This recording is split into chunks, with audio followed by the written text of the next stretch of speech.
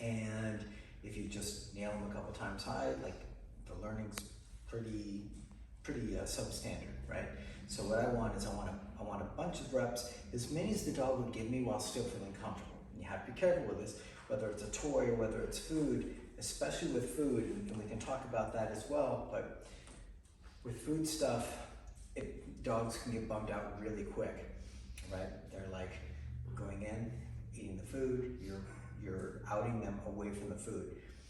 And they're like, this game blows. This is a really crappy game because like, I want to eat this and you keep calling me out of it. Now with toys, the difference is that you'll kick a toy, kick a ball, say, they'll go grab it, they'll bring it back.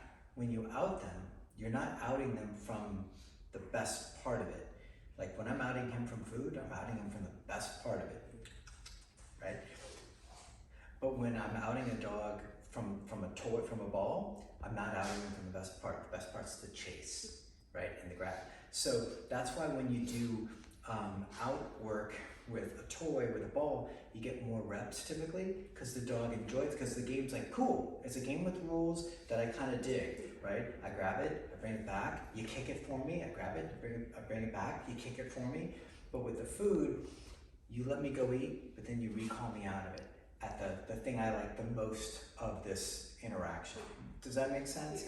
So it's one of those things that you have to be careful about, or else you'll get a couple reps and then the dog will just be like not into it, or I should say, if you do too many reps, you'll get a dog who's not into it, and then you won't be able to do it like, you know, maybe the next day the dog's just like, no way, right? So you got to make sure that your levels are low enough to where the dog can learn what you're looking for, but is not worried about it, and you got to make sure you don't do too many repetitions, or else you're just teaching the dog, hey, get away from that thing.